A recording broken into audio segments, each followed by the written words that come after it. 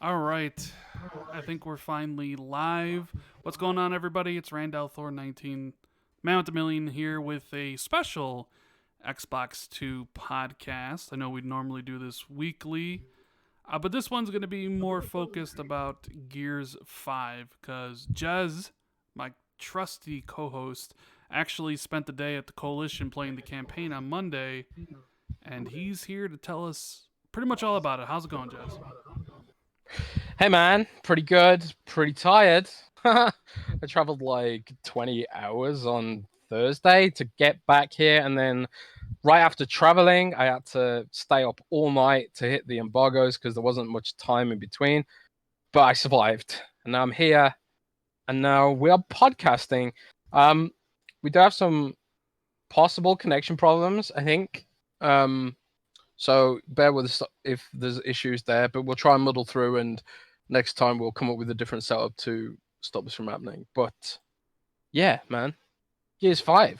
What do you want to talk about first? Do you just want to go straight into it, or what? Um, Sure. Yeah. I mean, if you want to just like start talking about it, like go right ahead and talk about Gears 5. Well, do you want to? What have you been playing this week? Tell us that first. Let's hear what you've been playing this week because there has been loads of games coming out recently, and then the rest of the podcast, I suppose, will probably be just talking about Gears because there hasn't been a huge amount of news besides Gears this week. But there has been a lot of game releases, right? That is true. Yeah. That. All right. So my week. Well, it was my birthday on Tuesday. Happy birthday Thank you. Thank to you. you. I'm not gonna sing. Don't Oh, worry, guys. please, please. Can we get you to sing? Pretty please. No, we'll lose all our listeners, man. Mm. Let's not go down that Um. But yeah. So I had my birthday on Tuesday. I appreciate everybody. Reaching out to me on Twitter and on Xbox, DMs being like, "Hey, happy birthday." It made me feel like really good. And I didn't make any videos for pretty much the whole week. I didn't really feel like doing it. There's really nothing. But you know what I've been doing a lot of, was actually the last couple weeks I haven't been playing games. I was watching TV. Well, I actually beat both Control and Man of Medan already. way. Okay, so tell me about controlling because this game, I'm just not going to play this game. I'm gonna tell you right now. I've got no room in my life for control right now. I got Gears coming up. I got Monster Hunter Iceborne coming up. There's no chance I can fit control into my life at all right now. So I'm gonna have to live it vicariously through you, man.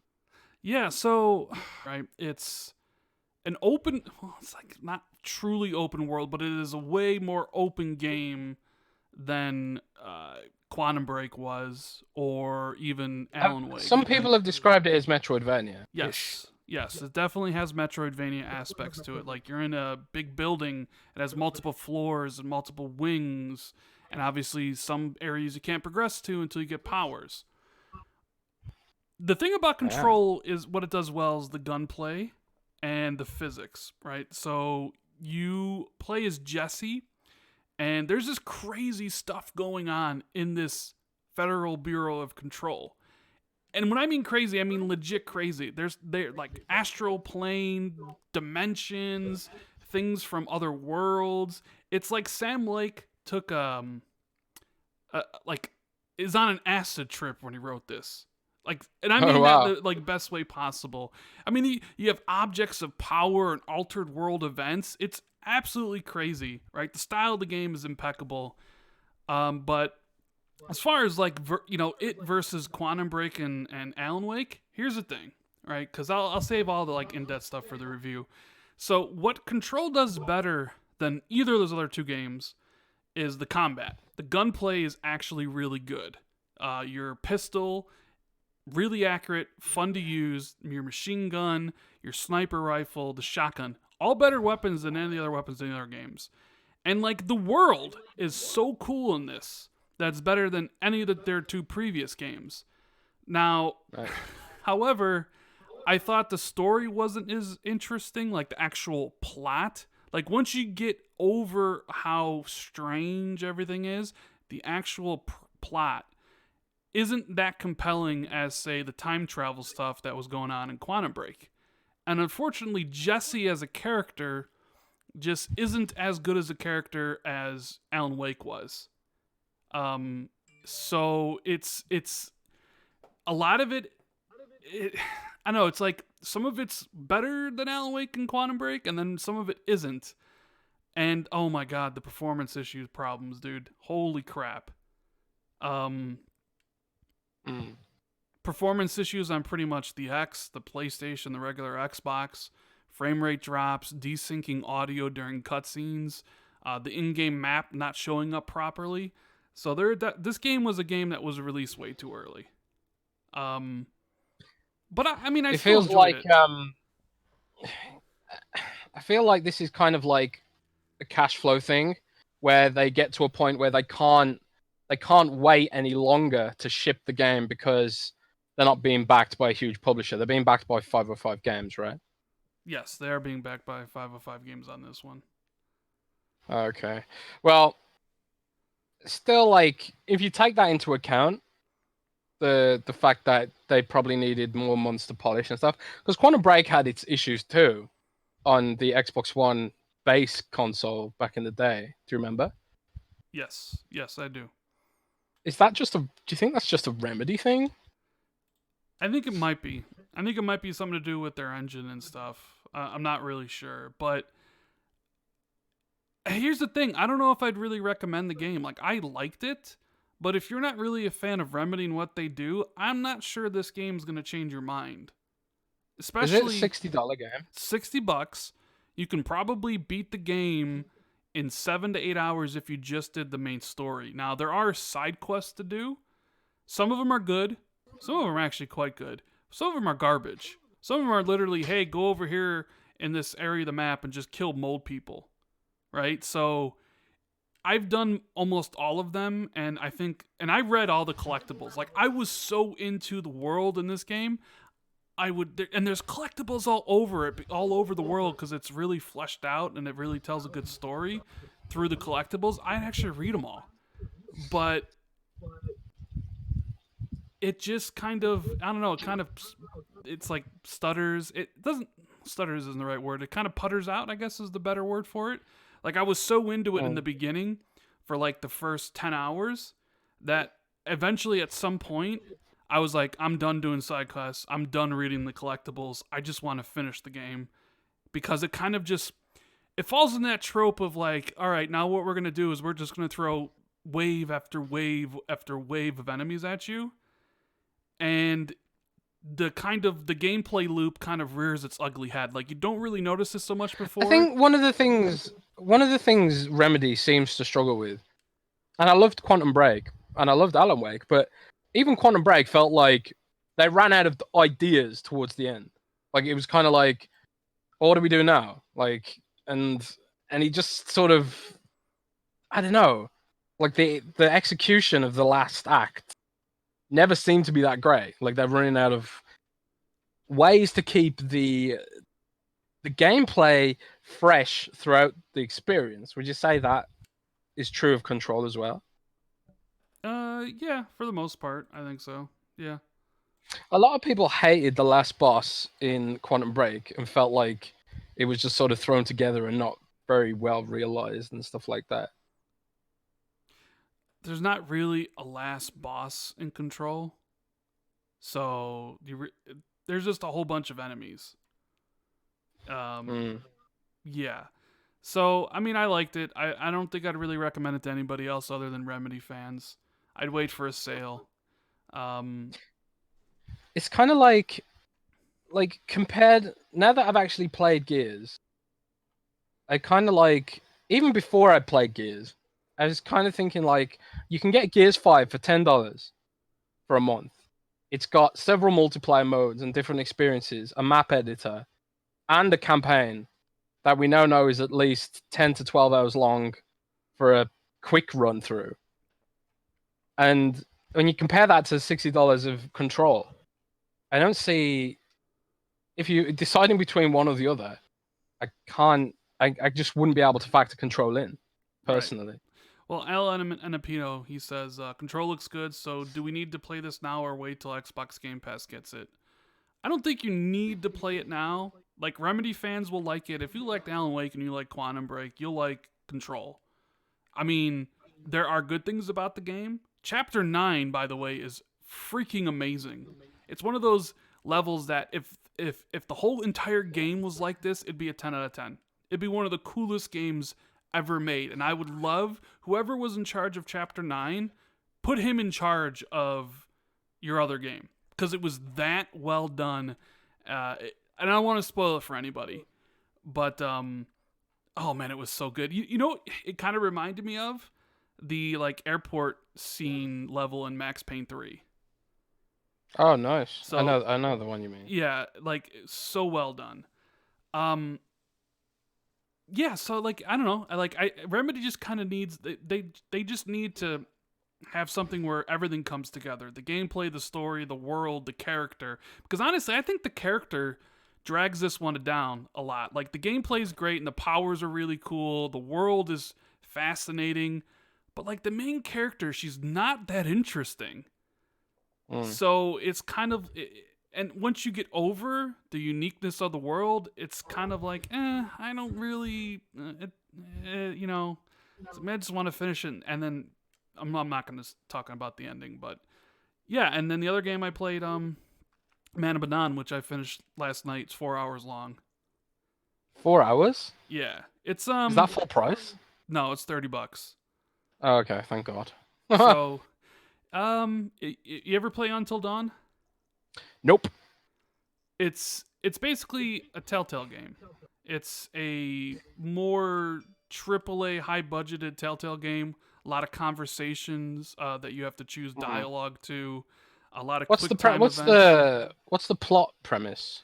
The plot premise. So Death is talking to you. He's called the curator and he's telling you the story and that you're in charge of what's going on to these people. Essentially, the plot is there's 5 characters, 2 brothers, the brother's girlfriend, and her brother, and then this pilot of this boat.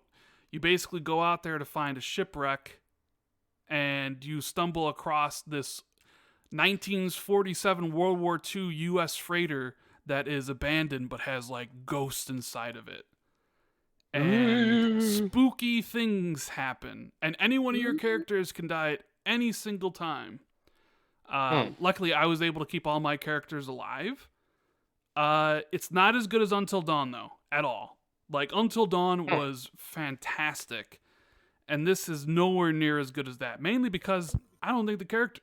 once again, for a lot of this, it comes down to characters. I don't think the characters in Man of Medan were as good as the characters in Until Dawn. And that might be... Hey, it's one of those things where it's like the game's only 4 hours long, so you don't give them a lot of time. You don't really get to like know the characters and get invested in what they're going through and stuff like that. But I mean, it plays just like Until Dawn. You have small sections where you can only really walk in one direction. You pick up collectibles. You do quick time events when, you know, like you gotta like hop over a hole or somebody's chasing you, and if you press the wrong button, you might actually fall and die. But I don't know. I mean, it's $30. If you like Until Dawn, get it. If you don't, I would probably wait until it's on. I have a feeling this game's gonna go on sale pretty fast, like pretty fast. And I got Blair Witch downloading. Can't wait for. I'm gonna be playing that probably tonight. I'm just really getting back. Like last couple weeks, just been waiting for these games. Now the games are here, and I've already beat 2 of them. Now I'm just waiting to play Blair Witch and Gears 5 and Borderlands 3. I'm good, man. Like I'm good. Like I'm loving gaming right now, man. Yeah, man. You know, we talked about a couple of weeks ago having the gaming funk. I am gaming reinvigorated now. Gaming invigorated. Hello? Yes, I'm listening. Oh. That was it. Oh, I thought you were Podcast over. I thought you were Bye, gonna tell everyone. me. I thought you were gonna tell me why you're gaming invigorated. And you know what? I see everybody in chat. I see DJ Sing and Crispy Bomb and Saltiest Gamer, and all the usuals. We appreciate you being here. Sorry if there's any audio issues or echo. Like, I don't know. Sometimes when I start streaming this, like, I don't know if my internet is just having issues at this time of day or if it's my connection to Discord or something. We'll figure it out. Maybe Jez streams to my YouTube channel or something. I'm sorry for any of the technical difficulties. Yeah, But well, I got some things you can try, but man, you talked about what you played this week. Have you played anything else beyond those, really? um, no, that's it. I mean, like I knocked out Control right away, and then I went right to Man of Medan. So Awesome. I'm probably gonna skip both of those, yeah. sadly. Well, it's because you've been playing Gears 5. You lucky son of a gun. You got to go out. Yeah. Listen, look at Jez. Jez is all important press. He gets Yeah, the man. what do they call it? The royal treatment, a Royal special treatment. hand-delivered invitation to visit the coalition in Vancouver from Rod Ferguson himself. Comes over, gets on one think it knee, and was was him. like, "Jez, the coalition requests, no, nay, demands your presence to try out Gears 5, sir." And Jez is like, I could think I could fit it into my busy schedule, right? Isn't that how that all went down? Yeah, let's say something like that. But in any case, I did indeed go to Vancouver in Canada. First time in Canada, lovely country, beautiful, clean, fresh air. The first thing you notice in Vancouver, if you're from somewhere like England, is how clean and fresh the air is there. Like huge mountains in the distance and otters swimming in the river. Like the only thing you see swimming in the river in London is like broken glass and trolleys that have been thrown in there. You might even get bits of a car or two rusted, floating around in there. But like beautiful, beautiful place, and clearly very inspirational because Gears 5's art direction is pretty damn special. And I tell you, Rand, I played all day on Tuesday, Gears 5. I played campaign for about 4 hours. I played horde mode for about 2 hours. Okay. As Jack the robot in horde mode, which is hilarious, by the way. Have you seen any of those gifs floating around of like Kate on the skiff in that like red desert? That I played art that level. direction I looks played that so level. insane, dude. Dude, I tell you something, right? On that desert level, which is like, I can't remember if it's Act 3 or Act 4 or something like that, but basically they let us play part of Act 2 and then part of a later act. So we didn't get to see the start of the game, and like there was huge time gaps between two segments. So like in terms of story context, I didn't really have a huge amount to go on. And the way they start you off in Act 2 and you miss some pretty huge context, which I now have from Act 1 since I have the review copy now. I played through Act 1 as well now. And oh my god, man. Like, speaking of the sand, like the game was trying to give me a tutorial about how to use the mind jack, which is Jack the robot's new ability, which lets them you can mind control an enemy and turn it onto your side.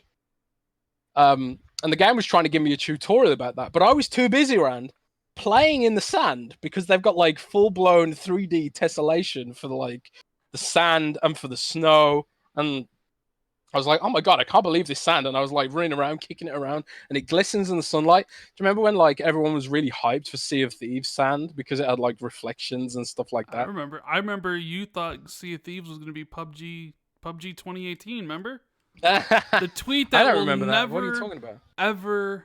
I've actually seen people. I don't even know what you're talking about. Listen, you know what's funny? But before I get into it, I gotta shout out Gunstar for the super chat. He says, "I love beer and love you all. We both appreciate it." Michael Storer for the super chat, as well as Michael Storer again. Have either of you guys played Soma? Love you guys. I played Soma. I love it. I recommend you check it out whenever you get the chance. Soma's in my backlog of shame. I But really want to play. the thing I want to bring up about your tweet about how Sea of Thieves is going to be PUBG's 2018. The thing is, the internet never forgets, and it never forgives.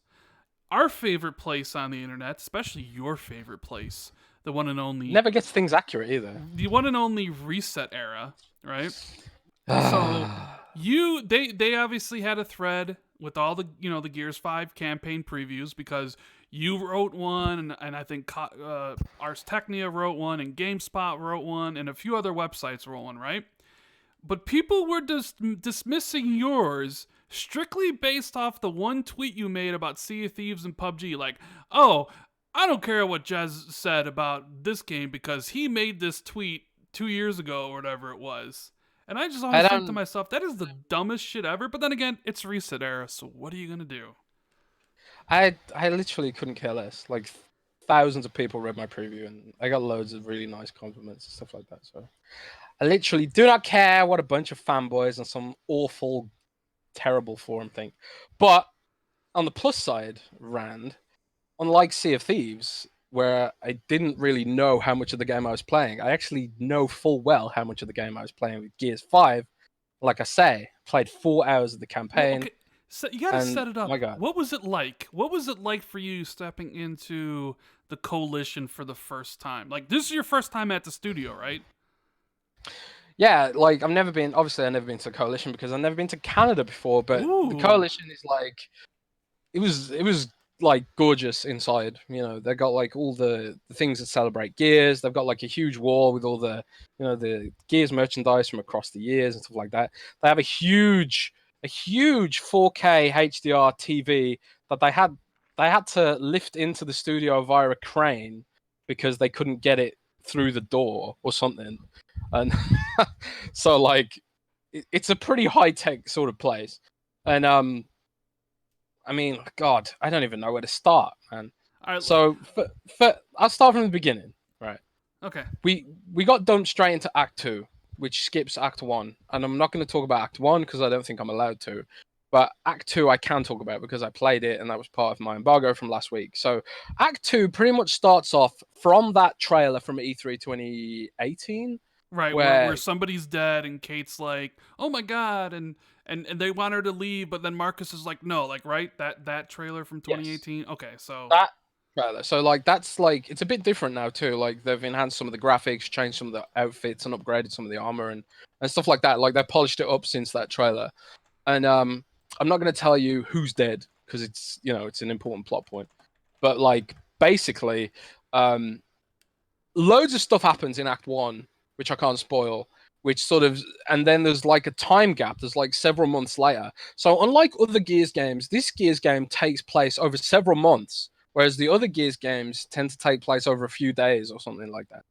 So there's like there's a huge gap between Act One and Act Two in terms of time, and so many things has happened. Like before, like Kate and Dale were outsiders, and now they're like full blown in the Cog army, and JD's in the Cog army, giving armor orders and all stuff like that. All that sort of stuff like starts getting explained, and you get like more context about why the world's the way it is, how bad things are getting with the swarm, and you even get like an idea of like what the what humanity looks like the recovering humanity, where the government is and the cities being rebuilt and stuff like that.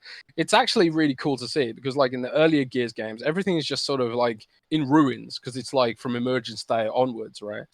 So it's cool to see like more of the Gears universe starting to get more fleshed out. And that's one of the things that I really noticed first was that the amount of world building going into Gears 5 seems like a step above from a previous Gears game. It feels like more budget has been thrown at building up the world and stuff like that. Like it was always sort of there in the background in the previous games, but it's really in your face in this one. well, you were telling me in the DMs when we were talking about some of the stuff. You said that there's attention to detail and care in Gears 5 that you have never seen from any of Microsoft's other games. And that if Well, this is like the standard going forward, then now you are really excited for what they're going to do, right?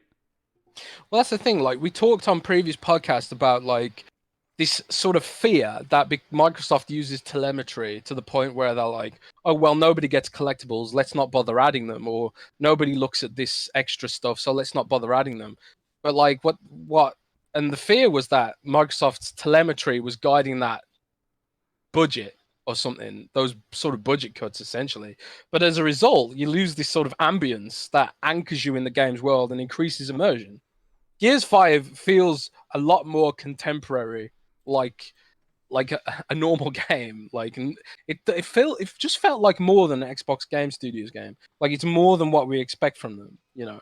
It's like all these world building stuff, and like when you're walking around like some of the NPC villages and stuff, there are like NPCs talking and they're giving you more context about the world. Like there are NPCs that are talking that you wouldn't even see really unless you went looking for them. So like for people who want that sort of A to B Gears game, that's still there.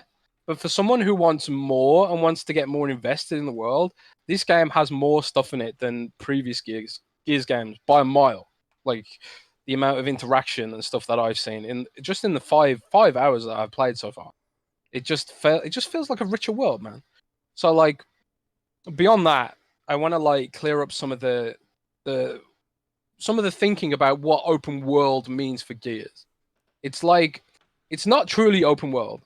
It's not like, so don't think of it like Assassin's Creed Odyssey or something like that. It's more like wide linear. So it's more like your Metro Exodus sort of thing.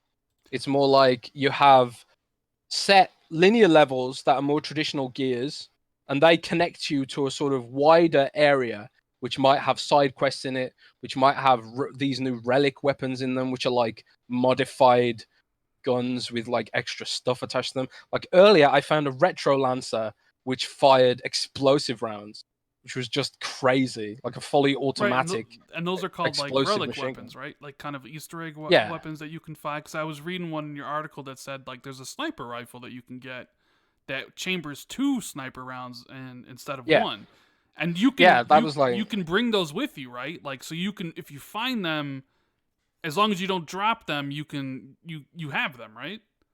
yeah. So like the skiff has 2 storage compartments on it for weapons.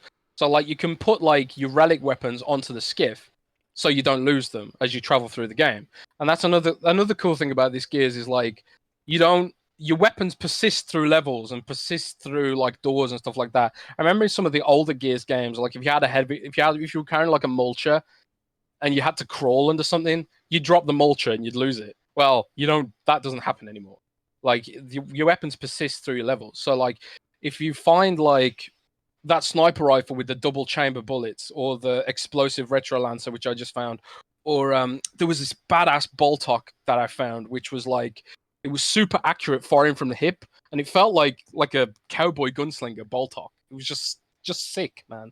But like obviously they still require special ammo, and like if you run out of Boltok bullets, you won't be able to use the Boltok relic weapon anymore. So you just store it on the skiff to use when you know do want to find more ammo and stuff like that. Oh, and also there's like there's explosive ammo packs now as well. So like in addition to the regular ammo kits, which give you bullets for like your long shot or your lancer and stuff like that, there's also explosive ammo kits which gives you ammo for like the boom shot, and the drop shot and stuff like that. I don't know if I'm getting the names Right. right. I can never remember the names of some of those weapons, but But hey, we um, got a ton of people here, and if you appreciate Jazz dropping all this info about Gears 5, make sure you hit that like button. Got 75 likes so far. Let's get that up yeah, to like I don't know 200 at some point, and share this mother out on Twitter and Facebook and stuff. Uh, so I got a yeah. question for you. I saw some of the footage that kind of leaked out. Um, is do you think the like I know you explain the open world as metro like kind of an open world hub that you can explore and check out some things. Is it populated though? Like it's not completely barren, right? Like you go somewhere, see something, and there might be like an enemy patrol or something. It's not just kind Well, of like empty space just for empty space sake, is it? well, like I always thought Recore, for example, chose deserts because they could get away with making it sparse and low budget because they'd be like, oh well, it's a desert. But really, it's more like you've chosen that format because it gives you an excuse to make it sparse, right? The thing about the Gears open world segments is they're not massive, massive, massive. They're just sort of very wide, and they're very densely packed with things to look at. I haven't seen any enemy patrols as such, but I've seen like lots of like enemy outposts, and I've seen lots of little camps you can explore. And the coalition has paid a lot of attention to detail here, because switching to open world arbitrarily could have led to a sense of losing that cinematic sort of structured gameplay which Gears is known for, right? But what they've done is they've packed it very densely together. So Kate and Dell are always talking. Like whenever you come up on a vista, they'll say something. Whenever you go to an outpost, they'll make a remark or something. Like where I've stopped playing just now, I just found a mine shaft, and then Kate starts reminiscing about her youth when she used to raid cog mines as an outsider to, get explosives and ammo and stuff like that. And the fact that they're always talking keeps you in that cinematic mindset that the game is still Gears and it is still cinematic, and it's not just this open world for the sake of it open world. So I think like they've done a really good job of keeping it dense and keeping it cinematic, and it doesn't feel like they've gone full blown, oh, we're an open world game now, because So there are still lots of this isn't Assassin's Creed Odyssey, right? Let's like no. make sure people know that this isn't a truly open world game. It's kind of just wide linear, like a Tomb Raider Yeah. game or a Metro game. So Yeah, it's wide linear. Tomb Raider and Metro are probably the best comparison. But it's still like I say, densely packed. And one of the cool things they've done to one of the cool things they had to do to sort of accommodate open world gameplay is sort of they've had to give NPCs awareness, because in the other Gears games, which are very structured, the enemies come in and they know you're there because they're part of the structure of the level, right? So now the open world is more like you initiate combat. You have to you can choose to like stealth to the target basically and do a bunch of executions before you actually aggro the mobs. right, Because one of Jack's abilities is a stealth field. because one of the biggest, I'm not going to say issues, but problems with previous Gears was as soon as you initiated combat, literally everybody knew where you were, right? Like Yes. all the enemies always knew where you were. But in this one, you can stealthily take out enemies. You can use Jack, who, I mean, you're gonna have to explain a little bit more about Jack here, because he's the third character. You can play him in co-op for, like, it's supposed to be like for a newbie character, like somebody who's never played Gears before. But he has a bunch of Yeah. different like presets. You can set him to what, like stealth or attack or support, and he'll do a bunch of different things depending on what you're trying to accomplish, right? Yeah, so that's Gears flirting with open world gameplay, right? You got the skiff, you can load weapons on it, and you can explore out in the world and the side quests to do and that sort of thing. But the other thing they're sort of flirting with is this RPG layer. And what they said to me was it didn't make sense to have levels or an upgradable character for now, at least. And what we thought was we'd have Jack, who is a robot, who you can bolt things onto and improve him and change the way he plays. And so Jack is like a third playable character for 3-player co-op.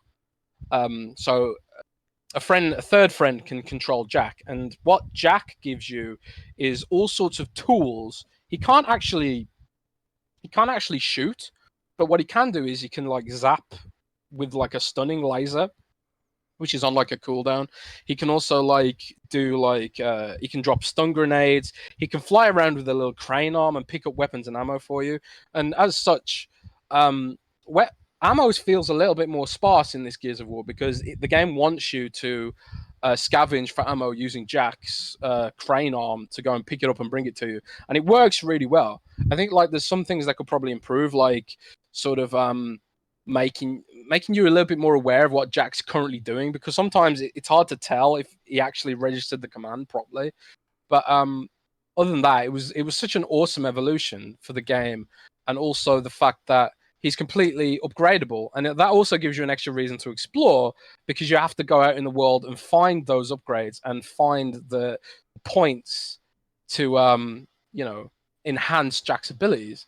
So like one of the things that you get as a reward for doing one of those side quests, and some of the ultimate tier abilities are part of the side quest.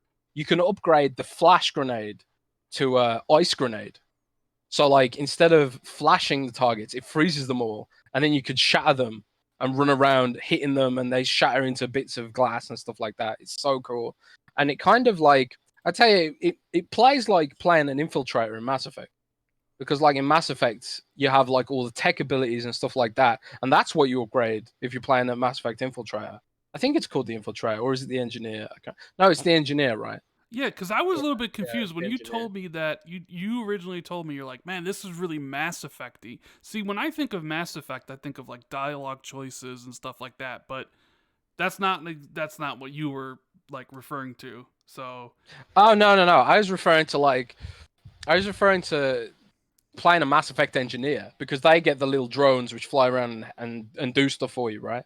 And right, that's yeah, how it. If you are playing single player and there's no one controlling Jack, you control Jack yourself with the left trigger, which makes it feel like using abilities as a Mass Effect Engineer, freezing enemies, setting them on fire, or flashing them, and or stunning them, and doing all those support things that you couldn't really do in Gears before. And the fact that like they've put the RPG mechanics onto Jack, kind of like again, it keeps Gears grounded in its identity. You know, right. And you find upgrades for Jack in the open world, so it gives you a you find them reason to off the beaten explore. path. Yeah, Yeah, so like they can be anywhere. They can be off the beaten path. There's like little puzzles to solve sometimes. There's like you can unlock you can use Jack to unlock things if you see them out in the world. Sometimes they're hidden, and you can like target them with the right trigger, and then press X, and Jack will go off and fly and unlock them, or unlock safes for you. And sometimes there'll be like upgrade parts in there. But some of the more powerful upgrades, like the ice grenade thing I was talking about, you have to actually do side quests to find them. And like one of the quests I'm doing right now is like trying to hunt down a schematic which will upgrade Jack's flash grenade to a ice grenade, right. which completely changes the style of that play, right? And the flash grenade's good. You know, it blinds enemies and makes them move out of cover, holding their eyes and stuff. But it'd be way more interesting if I could actually freeze them, because then, like, when I blow them up, that changes the way that plays. And one of the weapons actually is like a freeze gun. Can't remember what it's called now. It's called like the cryo launcher or something. It's like a heavy weapon that sprays like liquid nitrogen all over everything, and then you can just run up and tap them like the liquid Terminator, and they'll just shatter into bits. It's hilarious, man. Right. So And Fabio Diaz, I'm just gonna answer this really quickly. He says, "So no footage, just people talking." Well, I mean, this is a podcast that we do weekly, and Jez was at the coalition. He got to play the campaign, so he's recounting his experience and basically telling us how Gears has changed. The reason there's no footage is because, well, the footage is embargoed until next week, anyways. So you wouldn't be able yes, to I will. see any single player footage because you're not supposed to upload it. Yeah, I will. I do have tons of single player footage, which I will be uploading next week. yeah. I might even drop you some of that, right? Maybe if you're lucky. So Gunstar, he goes, Jez, if you had a score so far, what would you see? I wouldn't. He I he wouldn't he, score he, it. he can't score it anyways because he's not allowed to right now. I even know that, and I don't even need to see the NDA. Um, Yeah, Ellen I would. Menepino, Even if I could score it, I wouldn't, because like you know, I've only played 5 hours of it, and the campaign is supposedly 12 hours for a normal run through, and about 20 hours for doing a completionist run through. And five. It's like we were talking about Control earlier, and how like it sort of loses something towards the end, and so did Quantum Break to some degree. Like, and I don't think this will be the case with Gears, but like it could all fall apart. I could get to like the well, third act, and it could just be terrible. part of I it's don't expect it to because the story wasn't that good, and Jesse's not that good of a character, and the combat kind of became a cycle of shoot gun, throw projectile with telekinesis, dodge, rinse and repeat. And you don't really notice it too much because you're having a lot of fun, like screwing around with the powers. But at the end, when it's just wave of enemies, it really becomes apparent. And you're like, oh, happen. yeah, I kind of want this to be over. Like God of War, which is another thing. You could not do the side missions, beat the game in, a lot less time. But because they kept it fresh with all the story beats and the great like acting and all that stuff, it like never became a bore. But so hopefully Gears is the same thing. Like hopefully like yeah, it's just like you want to continue on to see how the story is going to progress and the characters are well written, so you're always really engaged with it, which I think is the problem with Control. But Elementa Pino, he wants to know, how would you classify who this game is for? Does it have that mass appeal even if you don't know what Gears is? Because this game is, I read Ars Technia's preview. They said that this is the big blockbuster game for Game Pass, like the game that everybody should try, because of the easy accessibility. So, Well, one of the narratives they were trying to push at the coalition was this is the most approachable Gears ever, and the idea there's like multiple ways they're trying to capitalize on the fact that it's in Game Pass, so you can play Gears and all these modes for just $10, playing it in 1 month. And as such, what they've done is they've added videos which detail the previous games, so you don't have to play them. They've also added this previously on Gears if you haven't played it, and it goes through Gears 4 and explains that. There's this boot camp mode which we saw in the tech test, which sort of trains you on the basics of playing Gears of War and stuff like that. And also you've got Jack, who's like more simple to play. So like if you want to play with a friend who's unfamiliar to Gears, you can just have them play Jack, if you fancy it. And they can feel like they're contributing to the game. And, I played Jack in Horde mode for about 90 minutes. And I will say that playing as Jack is not as interesting as playing as a typical character for me, personally, because I like getting headshots and I like, using my chainsaw and stuff like that. But, like, for someone who might just be breaking into Gears for the first time, Jack's a really good option to sort of get a handle on sort of how things work in the Gears sort of format. So I think this is like easily the most approachable Gears, if for no reason other than Game Pass, And I think like instead, previous Gears, they have a lot of negative space where like you don't know what they're really going on a lot of the time. Like they talk about things like the Pendulum Wars, and it's like, what is the Pendulum Wars? And like Marcus Phoenix, Carmine talks to Marcus Phoenix and says like, "Oh, you're the hero of the Battle of Ashfro Fields," and like it's like, what the hell is the Ashfro Fields and stuff like that. Like Gears 5 feels like it's got less in it that is disorienting from a sort of narrative perspective. It's very much about what's going on right then and there with those specific characters. And sure, it recaps what happened in Gears 4, but at the same time, it feels very fleshed out in its own right, So I think like this has the potential to have the broadest appeal for Gears of War, but we'll just have to wait and see. And it's like Rod Ferguson told me. He said there are hard limits on how much appeal Gears of War can have because it's a mature rated game, and that cuts out a whole huge portion of the audience. Yeah. I mean, because I see a couple questions. Like Jackie, I figured I'd ask this to you. He says, I want to know, does Gears 5 campaign play differently from the Gears before it? I mean, we already kind of, that this whole podcast is kind of dedicated. Like, I think, all right, I haven't played Gears 5 yet, but I can tell you, Gears 5 is probably going to play just like the Gears before it. It is a third-person, cover-based shooter. It probably plays just like Gears 4, but what changes is everything surrounding it. No longer is it strictly just a linear corridor shooter. Now you add wide linear levels with exploration, upgrades for your bot friend who can actually do a whole bunch of different stuff. I mean, right, Jez? I mean, don't get it twisted. Am I right in saying that? Like Gears 5 plays like Gears 4. It's still the same third-person shooter it's always been, right? If you want to play it like Gears 4 or Gears 3, you don't even have to use Jack. You can just you can put him on like passive abilities, like go running around resurrecting you, or you just using his laser gun and stuff like that, or just treat him like a grenade. You can use him that way, but you can also use him very strategically, like placing traps, using the stealth fields, and that sort of thing. And that's like, it's about player choice, right? And that's something that Gears hasn't really had before, is this sort of notion of choosing your playstyle. Like they said to me like the only choice we had in previous Gears games was choosing what gun you used, and then oftentimes you'd run out of ammo and you wouldn't even be able to use that gun anymore.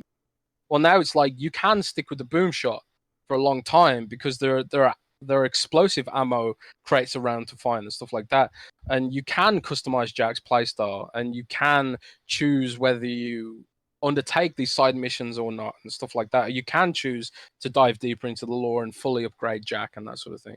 So it just feels like more contemporary because older Gears games weren't like that. And modern games do give players more of a choice because having a choice puts yourself into the game. It's like I've invested in choosing to play this way, and that makes it more immersive and thus more enjoyable in a way. And that's what Gears always lacked, I think, was that element of choice. So on that basis, it plays differently. But if you still want a Gears classic Gears experience, you can just ignore all that stuff. You can go straight from A to B. You can not use Jack. You can disable some of the stuff, the UI elements and stuff like that. Like if you're a purist and you want that experience, then yeah, you can play it either way, and it's about choice, right? Whew.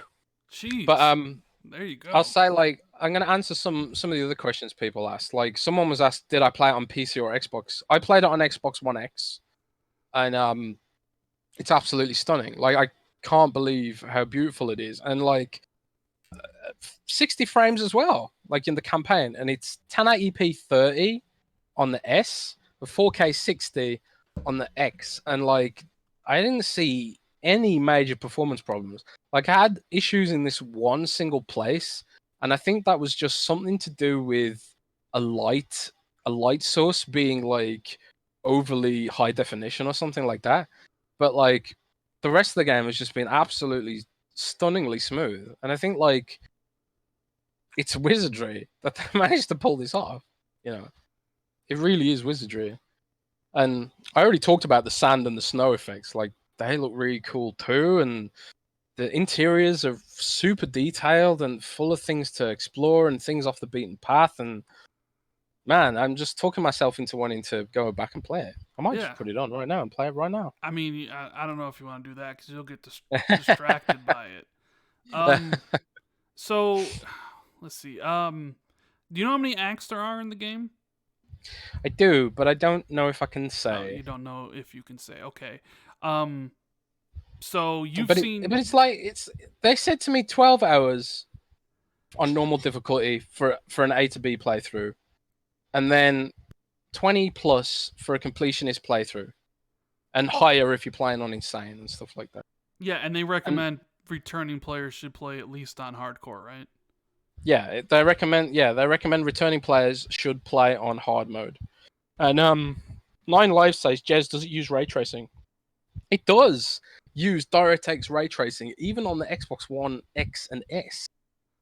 But I think it's like it's very limited to certain scenes. It's like it's not like every area has fully reflective surfaces and shadows. It's like they use it very cleverly in certain set pieces and certain areas. Like I was going through a cave earlier, which seemed to have like reflective ice and stuff like that. Like hard to tell, you know, but it looked stunning.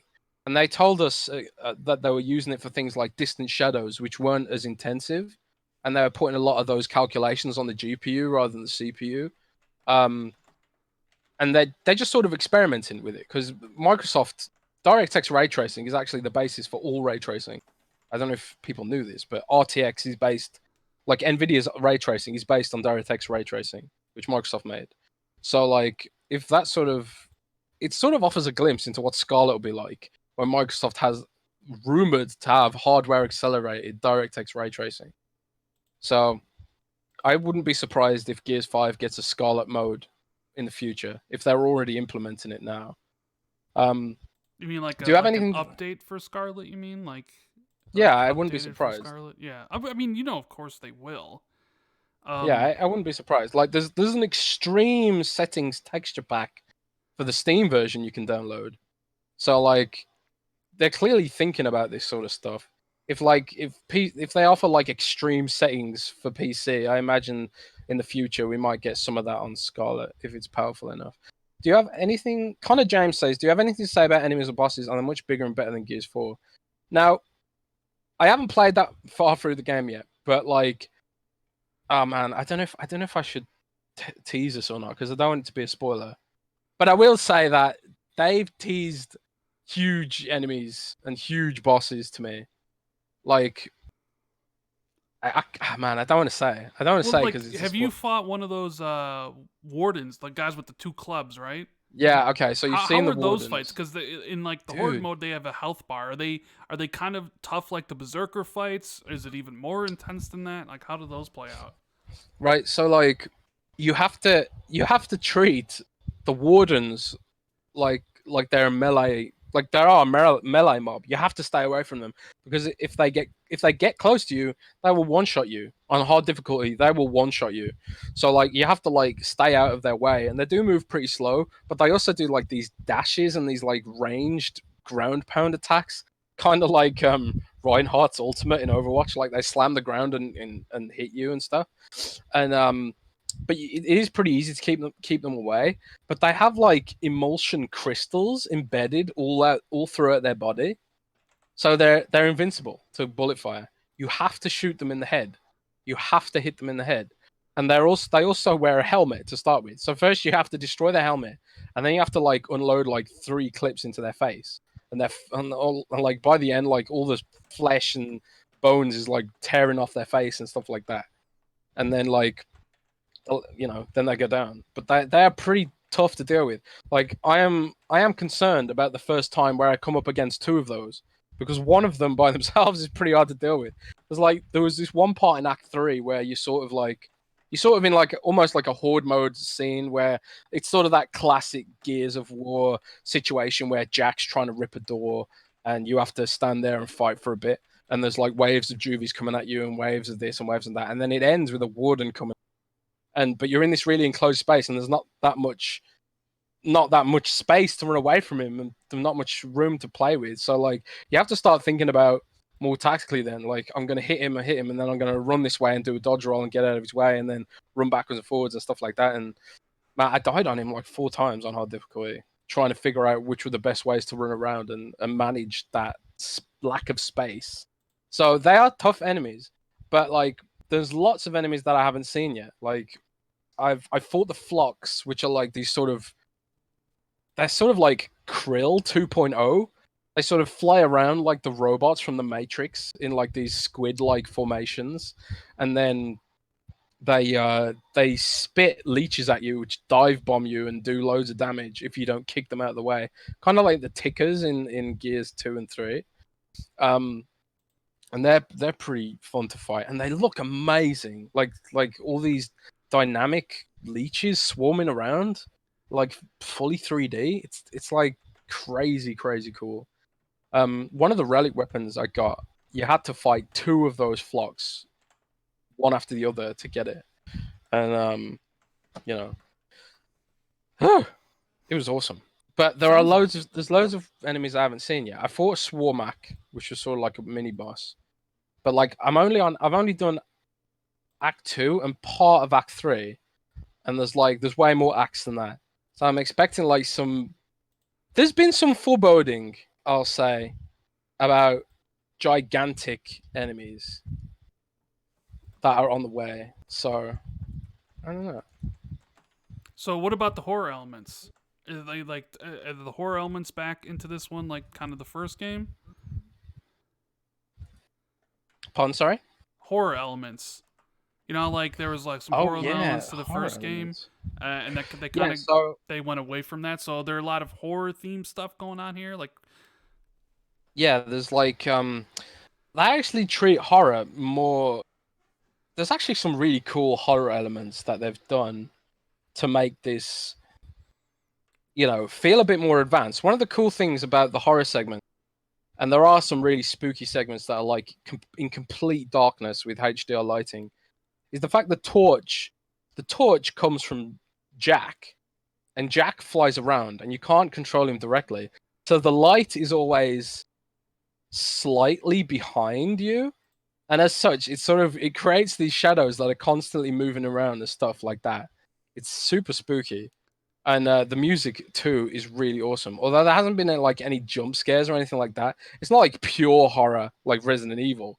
It's just like really atmospheric sort of horror that's like it's oh, and as well, man, the rejects, Yeah, these sort of so like infected yeah, DBs the are basically the DBs. Gears zombies now. So how does those play out? Are like all right? One of my biggest complaints about Gears 4, and I think a lot of people, was that the first two acts weren't very good because fighting the DBs, those robots, wasn't very interesting, and it just wasn't satisfying to chainsaw those enemies and get headshots. I thought they were horrible characters, but I understand why they're there because they kind of needed an enemy to introduce to get people back in the flow before you introduce the swarm, right?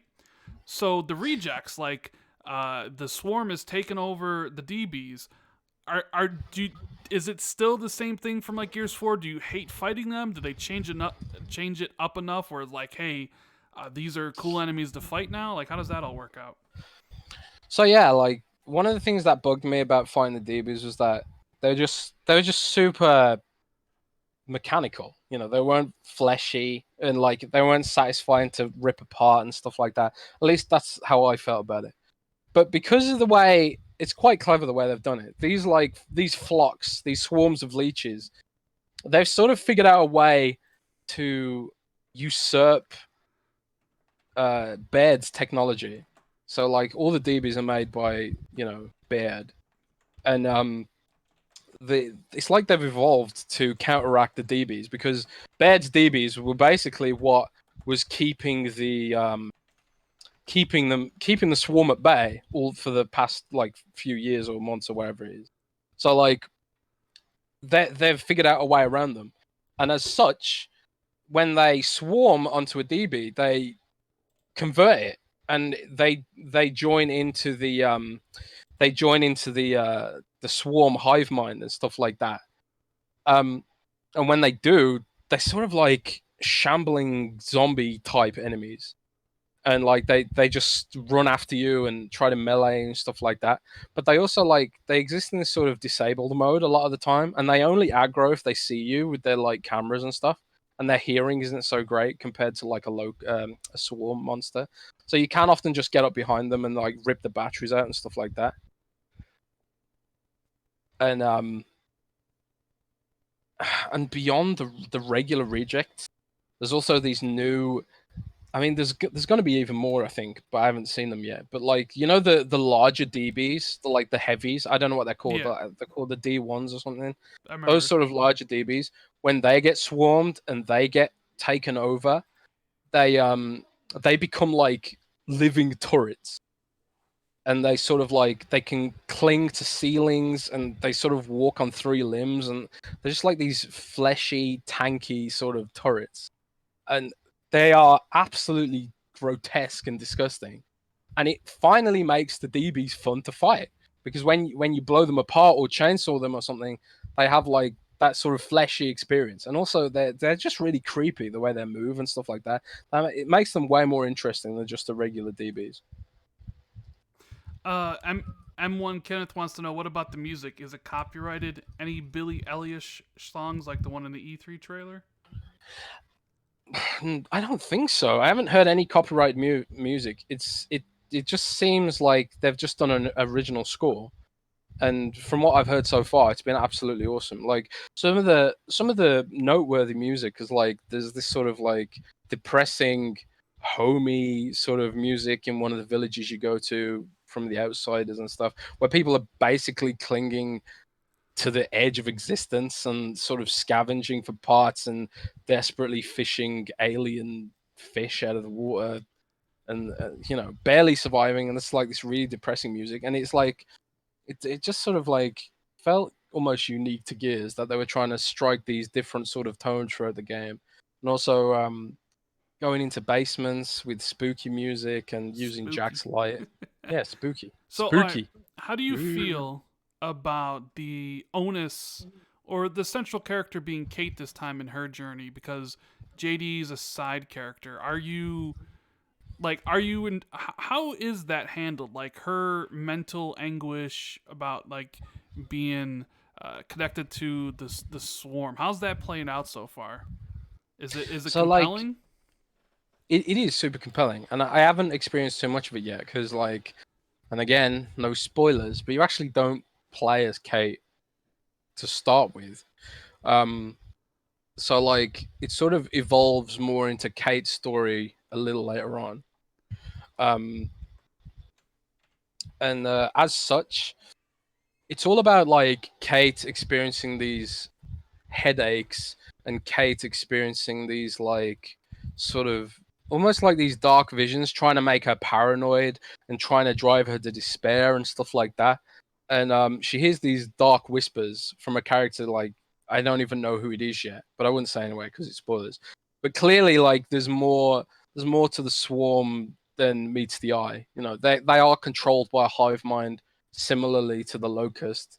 So like it does seem like it's that mystery around Kate is driving me forward right now.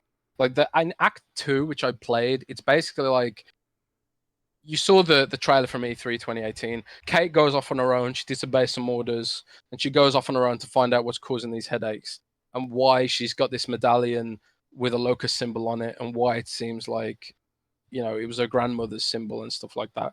So Marcus Phoenix suggests that she goes to New Hope Research Facility, which I think is from Gears 2, if I remember right. With the sires and stuff like that, where the origins of the locust and stuff like that. It recommends that she goes there to try and like trace back the her lineage kind of and find out more about her grandmother and stuff like that. And that is the mystery that's driving me forward. But it's also like it's not just the story. It's not like the story is carrying the gameplay or the gameplay is carrying the story. It feels really balanced. It feels like I'm enjoying playing the game in terms of a shooter, and I'm enjoying experiencing what Kate's going through as a story game too. So like it just feels like every part is working together and complementing each other. And I can't say too much about the long term. I don't know the lifespan of the story because I haven't gotten that far yet. So I'm pretty much just intrigued. I think That's she's not a stereotype. Basically, she's not. It doesn't feel forced. Is what I'm saying. Like it doesn't feel like they've forced it over to Kate for the sake of it, or they're like forced it off JD for the sake of it. It feels like she just feels legit so so it far. feels different than like Wolfenstein Youngblood, where you kind of felt forced that they're just like, oh, you're playing as his daughters for no good reason whatsoever, right? Yeah, Just it's not like because. that. Thank Yeah, God. Thank God it's not like Wolfenstein Youngblood. I know you hated that game, didn't you? I did. I did. I am offended by that game. I hate that game. So now Sadly. that now that the campaign previews are out there and the length of the game is known, 12 hours if you want to play it on normal and not do the side quests and search around, 20 hours plus if you want to find everything. Like looking back on it and seeing all the concern people had about the campaign, does it just make you laugh now? And like, what did it make you think the coalition was thinking the whole time when people were like, "Oh, the campaign's 5 hours long," or "The campaign's this and Well, that"? Like, doesn't it it kind of was like, such a it was such a microcosm of people saying that. They probably didn't it didn't even register. But like I said to them, I said, I am someone who is a Gears fan who hasn't really been that excited for Gears 5. Like my whole summer has been consumed by Monster Hunter Iceborne. That's where all my hype has been going, and that's because Capcom has given us so much information about Monster Hunter Iceborne, but we barely had anything about Gears. And I was kind of like almost like incredulous, like why did you wait till now, to show off the campaign and stuff? And I think like I honestly still don't know why they waited so long. They could have had the whole summer of people being excited for it. well, yeah, Maybe like it's almost like an experiment or something. reading I don't your know. preview, talking to you, like your enthusiasm and excitement, like I can feel it reading your article. And the same thing from like Press Start Australia and GameSpot and all these things. It's like, holy cow, they actually evolved the franchise in a way that was sorely needed, and it sounds like they actually nailed it. And then I think to myself, man, if they did this during E3 and they showed off the campaign and all this stuff, how the conversation would have been different. And Yeah. people have been looking like, it doesn't it seem weird that like the game comes out literally this time next week. We'll all be playing it if you have Ultimate I think Edition, like and I now they're finally talking about the campaign, but you can't even still see the footage of the campaign until like midweek next week. It just seems like so backwards to a certain extent. I they're don't. like one of the things that really came across when I was talking to Rod Ferguson was they're really like want to be careful with the fan base, and they want to make sure they're doing like right by the fans and stuff all the time. They're always thinking about that. So like I think like one of their things was they wanted as much as possible fans to experience it first rather than like present it themselves and then either misrepresent it or over market it and stuff like that. There does seem to have been a lot of anxiety about how that be presented, because if you notice, they haven't done their own gameplay walkthrough of the story mode, and I think it's almost like because I mean this is just a total assumption, but like, can you really trust an Xbox game studio gameplay trailer nowadays? And it's like people are kind of like it's gotten to the point with Xbox Game Studios where Gears 5 almost represents Xbox Game Studios as a whole, proving itself that Microsoft is willing to, you know, go into those little details. And it does feel a bit like what my name Jeff says in chat, let the game speak for itself. Which is why they haven't done any of their own gameplay trailers for the campaign walkthrough and stuff like that. I think it's almost like they want to surprise people. They want people to like go in with very little idea about. I think they want people to go in thinking this is just going to be another Gears, and then find something more and over deliver on what that is. You know, because they know they're going to get the engagement through Game Pass. They know they're going to get the engagement. So it's all a little bit different.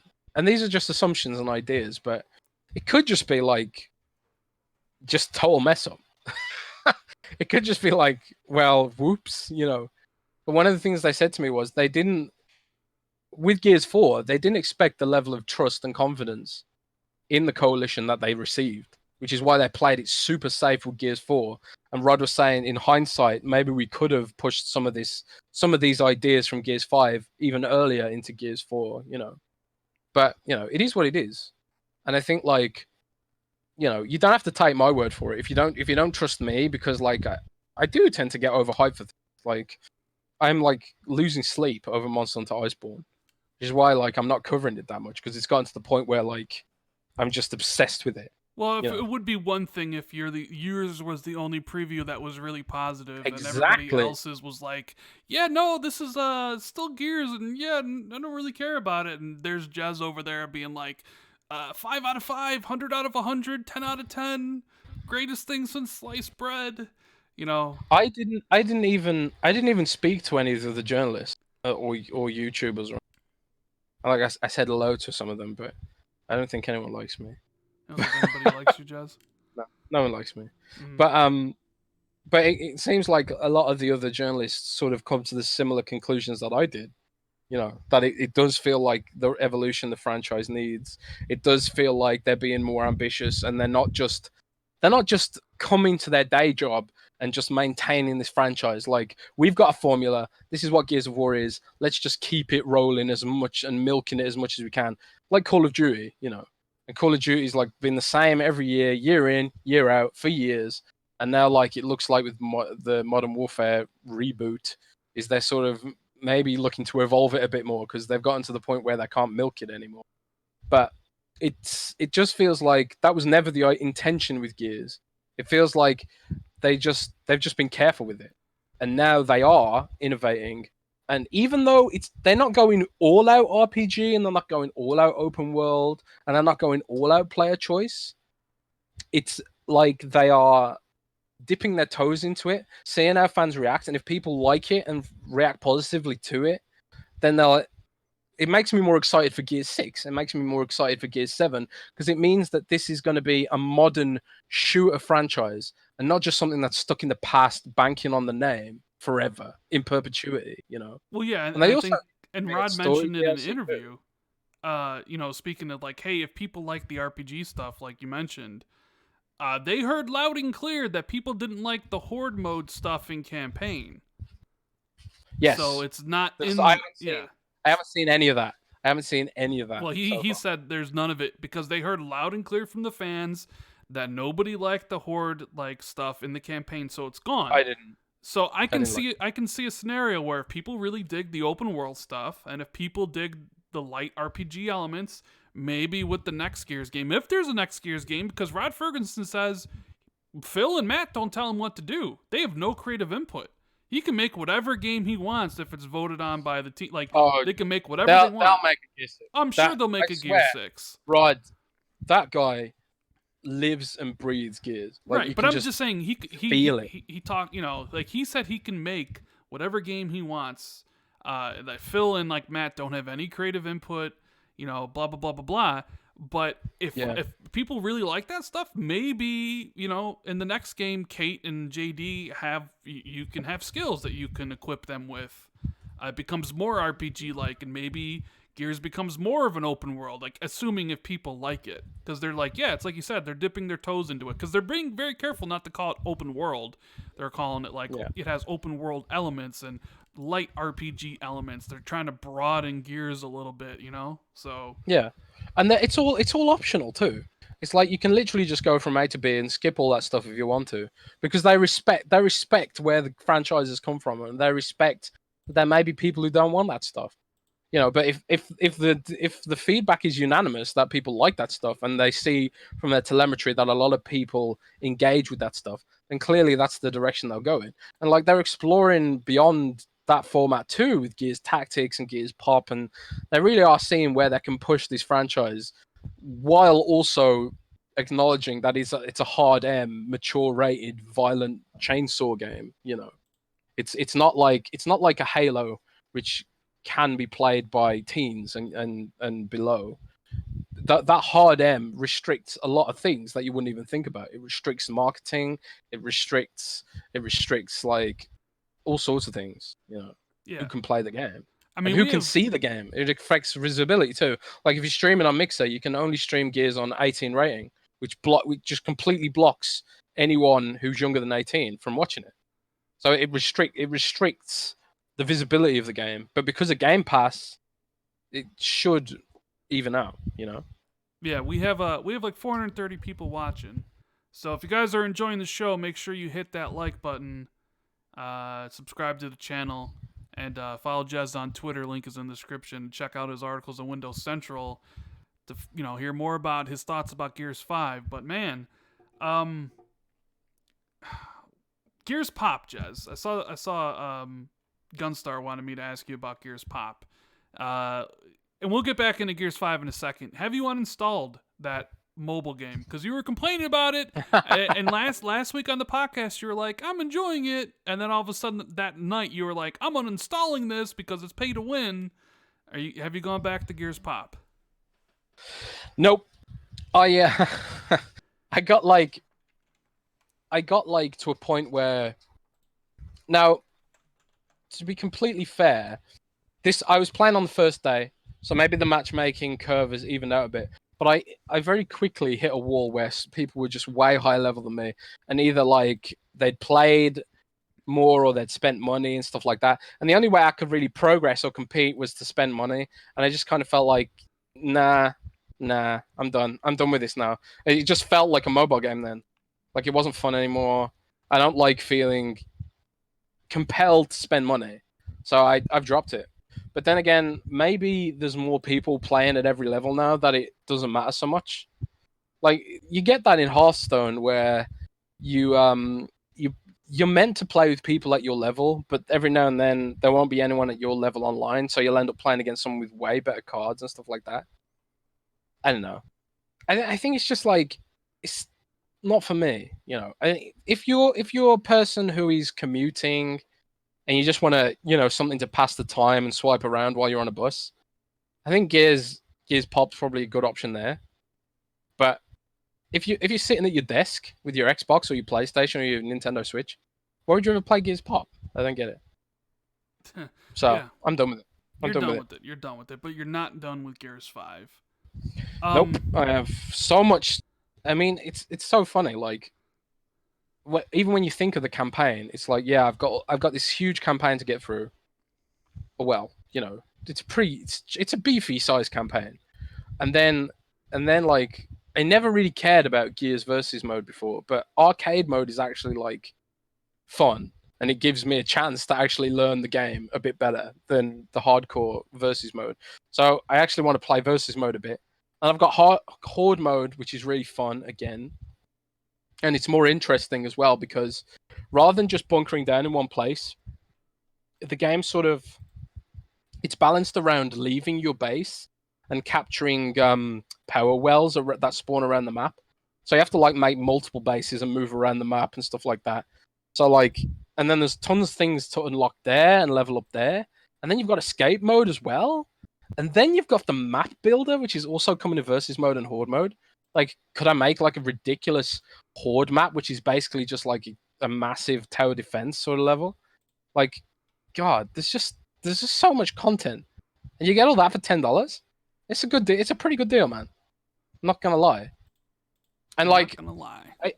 if people have been listening to this podcast for the last few weeks, they probably know that I've been super hyped for WoW Classic, and I've been super hyped for Monster Hunter Iceborne. Like Gears 5 wasn't really on my radar. It was kind of like I was expecting just another Gears. I was expecting those open world levels to be kind of like the levels in Gears 4 where you ride the motorbike for a bit, or Yeah, like in Gears very 1 where you linear ride but the, cool, right? like yeah, I expected the skiff to just be a set piece. I didn't know it was actually going to be a game mechanic. And I was just sort of like, yeah, I like Gears, and I know it's going to be a solid Gears game, but I was just expecting it more Microsoft playing it safe, not dropping the budget for the details, not innovating. I was honestly resigned myself to just it being another Gears game. But now I've just decided, you know what? WoW Classic's not on my radar anymore. I'm not going to play it. I've cut WoW Classic out because Oh, Jez, did you everything okay there? sorry, my stupid USB hub disconnected there. Can you hear me? Yeah, I hear you now. Yeah. Okay. So I was just saying, like, WoW Classic's not even on my radar anymore because it's like instead of playing WoW Classic and Monster Hunter Iceborne, I'm going to play Gears 5 and Monster Hunter Iceborne. You know, that's how much just trying the campaign has changed things for me. So I'm. It's not just Gears that I'm excited for now. It's Xbox Game Studios in general because it shows Microsoft's willing to spend the money to elevate that content. Well, So that's what, like, when you were telling me about some stuff, and then you said that because you've been. Some people say that, oh, Jazz, you're a corporate shill for Microsoft, and when people say that, I know they don't actually pay attention to the articles you've written or stuff that we say here on the podcast. Like, we've had criticisms about Xbox and about their games recently. You've wrote articles. I think you wrote an article. What was it? A couple weeks ago, where it was just like it's a shame and sad that Xbox fans have to beg for sequels and, yeah, like stuff like that. So it's like, I find it funny that people are like, oh, Jazz is just a corporate shill for Microsoft and for Xbox. But clearly, if you listen, he's not. There's serious concerns that we've all had with Microsoft. And one of it was like, Gears 5, here's this big game, but here's Game Pass. And it's like, we know that they want everything to be multiplayer because they want everything to be engagement, right? Like data driven Microsoft. Like, what drives engagement? Certainly not single player, right? So it's like, yeah, oh, so escape mode's there because they want people to play more of the multiplayer, and oh, there's horde mode and there's the regular multiplayer mode with arcade, and it's like, man, they're really going all for these multiplayer modes because that's what people that's what they think people want to be engaged with. And so we were just concerned. It's like, man, like, Is the campaign going to get the shine that it deserves? Or are they Yeah. going to give it the short shrift? Because to them, they look at the data and they see, well, the games that people play every single week, their Fortnite, their PUBG, their NBA 2K, their Overwatch, and their Destinies, the games that have. So it's like, in that sense that you talked about earlier, where Microsoft sees the data and you worry sometimes that they loses some of the human element of it. So it Yeah. was just a concern that we had. It's like, hey, man, I hope the campaign's really good. I hope they knock it out of the park. I hope it's that great AAA experience that Xbox has kind of sorely lacked the last couple years, and that kind of game of the year contender that you can say, man, this game is up there. This game could be put on the pedestal with any other third party game and any exclusive from any other platform, and you can be like, this is what people have wanted and demanded. And we weren't too sure that was going to be the case, but it seems like, or after reading all this previews, like there's a shot if they stick the landing. If Act 1 is as good as what you've seen of 2, 3, and 4, and if there's a fifth act, like if all that stuff comes together, and the Coalition did it in 2.5 years, but also building a multiplayer suite and Horde and Escape, I mean that's pretty impressive. And the simple fact that they're going to be giving the game away for $1, and that's what people will say when Gears announces 9 million players or whatever, like they did with Forza Horizon announcing 12 million players. It's like, oh, 12 million players on a $1 trial. Like, it makes you think, well, maybe Game Pass isn't fodder as people will say, like, oh, it's just Game Pass fodder. Sure, something like Battletoads probably, because I had my issues with Battletoads from the beginning, but it definitely doesn't seem like Gears 5 suffers from that whatsoever, right? No, this feels like everything.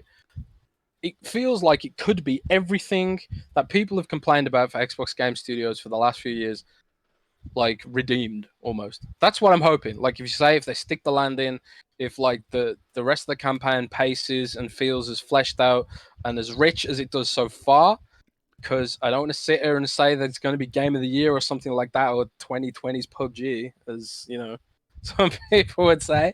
But like, if they can like, I'm trying to like keep my hype in check, because like I'm a Microsoft reporter. My job is to report on Microsoft, and it's kind of like I want them to succeed for the fans, right? Because for so long now, I mean, Phil Spencer like very sort of, I don't know, admitted it in a sort of roundabout way that the last few years Xbox Game Studios hasn't done its greatest work. You're damn right it hasn't, But it looks like this could be the turning point. Hopefully, this could be like the first chapter in a renaissance of Xbox Game Studios games. Hopefully, we'll just have to wait and see, man. And it's not going to be long until everyone's going to get to play and find out. Yeah, next week, Ultimate Edition, be on sale on Friday, and then I think the regular launch is September 10th. Now, one of the other things I wanted to ask you about the camaraderie, or the person they chose to be with Kate. It seems like they really stuck with Kate and Dell, right? Do you think they made a good pairing there instead of going with like Kate and JD or Kate and Marcus? Like, is Dell much more fleshed out than he was in the past? Like, not only are you experiencing like Kate's story, but do you get to learn a lot more about Dell in the process too? Do they form like a pretty good relationship? Well, it's still like Dell still feels like a supporting character so far, but already it's sort of like some of the stuff that's happened, and I can't spoil it because one of them's a major spoiler, which is to do with JD very early on. It's a major spoiler, like the way Dell reacts to some of that stuff and the way Dell bounces off what's happening gives you more of an insight into his character. Honestly, I would like to see Dell in the spotlight a bit more than I have so far, but like there's still plenty of campaign left to play for me to find out. I'm only like 2 or 3 hours into the review. So, but like the camaraderie's there, but as well, interestingly, Rand, the paranoia is there because Kate's got these voices in her head, literally telling her not to trust anyone, not to trust Dell, not to trust JD, and it create that sense of paranoia comes through onto the player as well because you don't know if these people are actually supporting Kate, or if they're suspicious of Kate and stuff like that. Especially when you find out what the stuff with JD in Act 1, when you find that out and do pay attention to the cutscenes in Act 1, it's very much like, are these people trustworthy? You know? So, like, already, like, I'm just compelled by what's going on. But I think Jez's USB thing unplugged again. I Oh, know. for God's sake. Oh, you're on a different mic now. That's for sure. yeah, it flipped back to my Oh, there you Razer go. internal mic. I swear, man, USB-C. I'm gonna go on a rant about USB-C in a minute. USB-C ports don't stick into the port as well as the old micro USB. Yeah. It's really annoying. Well, I know you said you wanted to keep this podcast about an hour and a half, and we're approaching that. But I wanted to give obviously people a chance to ask some questions that maybe you didn't cover.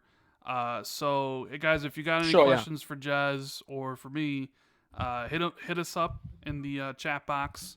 And obviously, this will be on iTunes and Google Play later, so people can listen to it as they're anticipating Gears next week.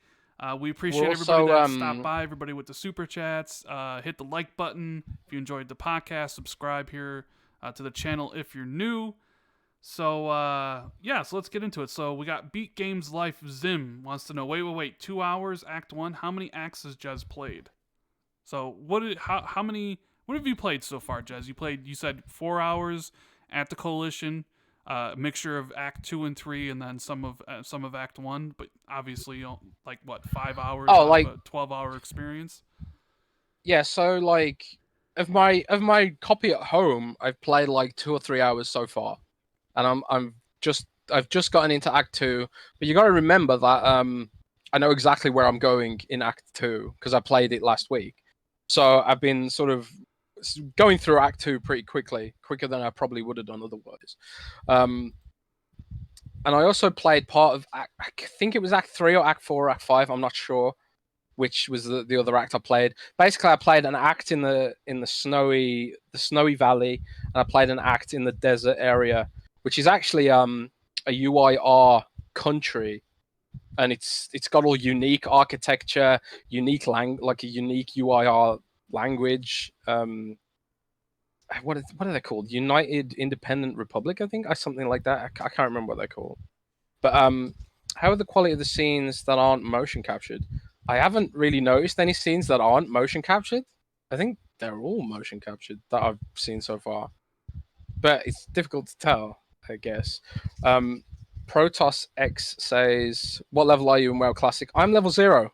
I've just decided that I'm not going to play it. I just don't have time. You see, you hit 1 million viewers on Twitch when it launched.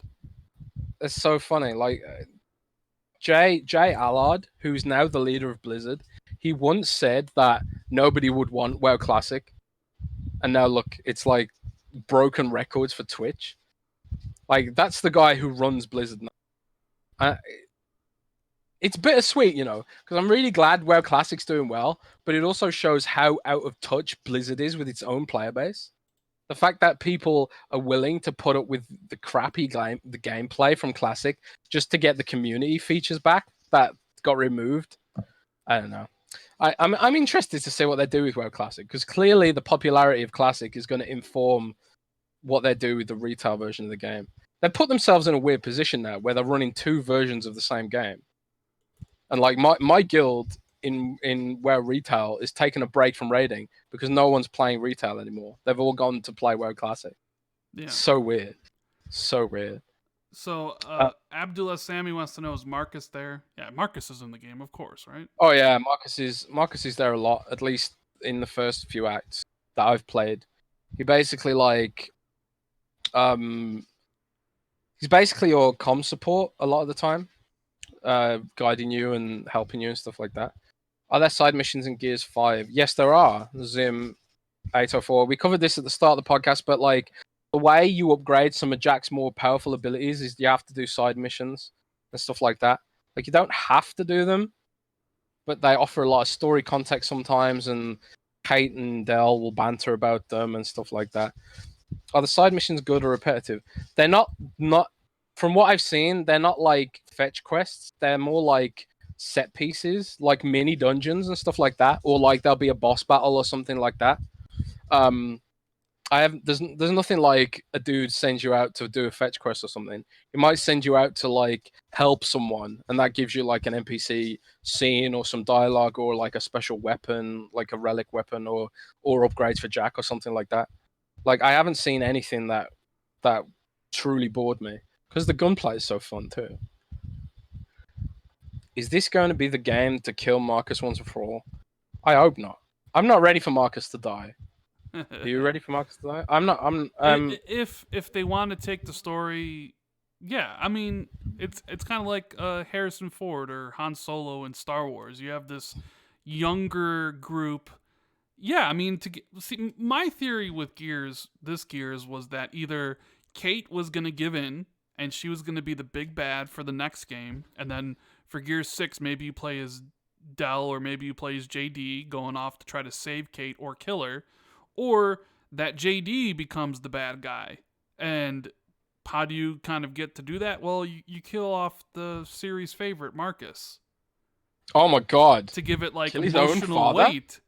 Yeah, because I mean maybe it does. I don't know. Either way, like when I said that about like Kate becoming the villain, everyone's like, "Dude, StarCraft 2, it's Kerrigan storyline or whatever it is." It's like, I mean, sure. I don't know. They probably won't do that, but I don't know. It's like one of those things where it's like I'm not really sure I want another like, hey, the world's gonna end because there's a big bad swarm thing, and you need to go kill it like you had to in Well, Gears 1, 2, and 3 or whatever. Like I this want is to. the the benefit of doing a Gears game that takes place over several months rather than a few days. In that several months, you can fit in a lot of character development or a lot of character evolution and stuff like that. Between Act 1 and 2, there's like a time jump of several weeks or months, I think.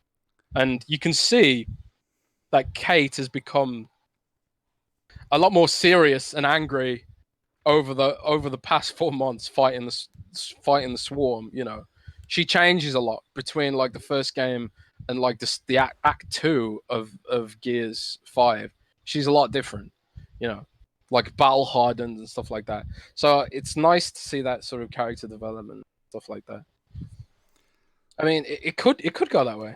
I'm interested to see what like because you can even see it in JD. Like JD's fraying too. Like everyone's desperate. Like the world's basically back on the brink of another full blown war. At the moment it's been like little battles here and there with the swarm. It hasn't been like apocalyptic city sinking destruction like in Gears 2 and 3 and stuff like that.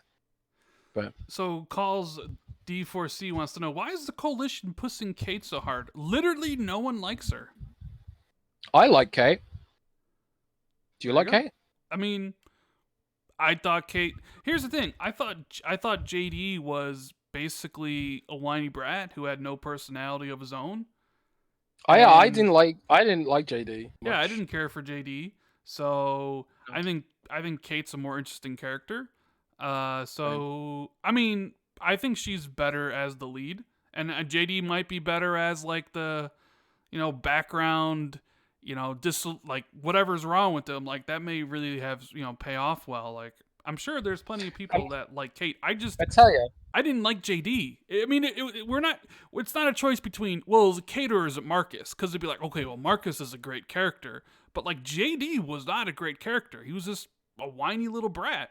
So like, I'm kind of glad he's not the main character of this game. JD is like his character development and his character development is really interesting actually in Gears 5 because he lives in the shadow of Anya and JD and Marcus Phoenix, who's like they're both legends in their own right. So it's kind of like you can sort of see that JD is psychologically struggling living in that shadow.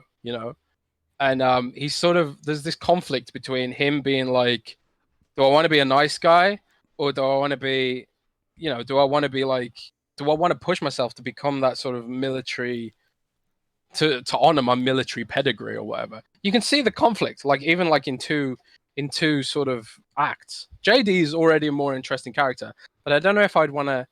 I like seeing JD as a side character because it's given him it no longer puts the pressure on him to make him a likable character, which gives him a chance to become something more interesting. Yeah, like a villain. Yeah, the bad Eh, guy, I the new I don't General know. I don't Ram. know if he'll be a villain. I can't see it so far. Like I think they might do a bait and switch. I don't think Ooh, he'll become I could be wrong. Marcus becomes the villain. I, Crispy Bomb wants to know: does this style feel the best way to move Gears forward into future installments?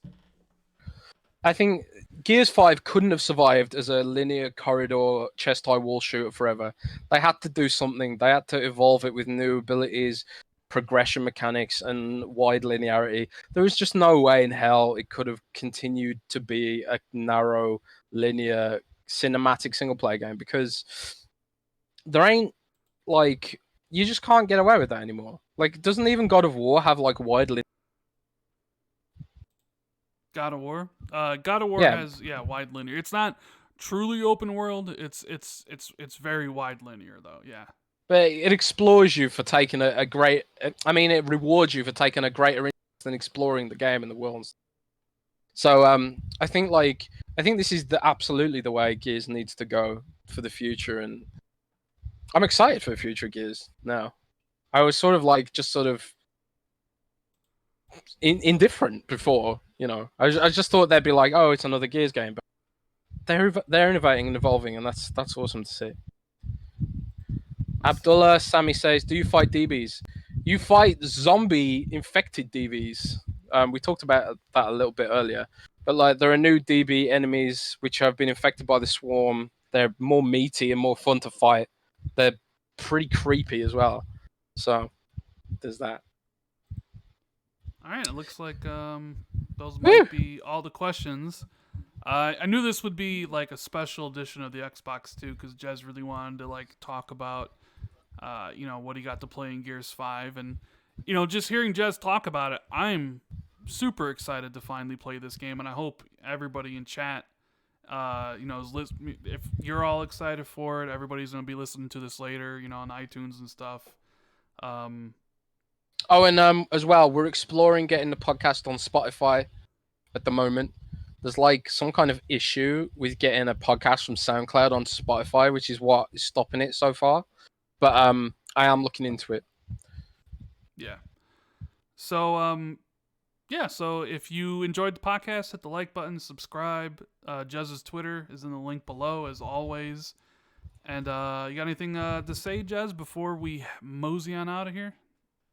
I just want to, the response to the previews today. My preview was like awesome. Like all the cool people dropping nice comments on Twitter. And it's why we do this stuff. It's like it's just so nice to get that support. So thank you so much. I flew for 20 hours and then stayed up all night working on those previews. Like I didn't sleep until like 9 a.m. So it's really good to have gotten such a good response and to just be part of this fandom because I love Gears of War. I've been a Gears fan, you know, God, more than 10 years. When the first game come out? Since the first game, I've been a huge Gears 2006. fan. Yeah. So it's just weird to think that like to be a part of that now is just crazy. I just want to thank everyone for the support and drop likes on this podcast for Rand. Yeah. And Make sure you check out and Jez's happy birthday again to Thank Randall you. Thor. Thank you. Yeah. Birthday was on Tuesday. Got to play Control and Man of Medan, so it was a pretty good week. Gonna be playing some Blair Witch, hopefully some Gears 5, Borderlands, a lot of games to play. So thank you guys so much for watching. Rand. Yes. Are you gonna try the Iceborne beta next week? No, I'm not gonna try Come that. on. No, I'm Come not gonna on. try. Not gonna try. Come on, man. Nope. You Nope. might love Nope. it. Nope. Uh, why So, not? on that note, we're going to end the show. No Iceborne beta. We appreciate you guys, and we will see you next week. Later.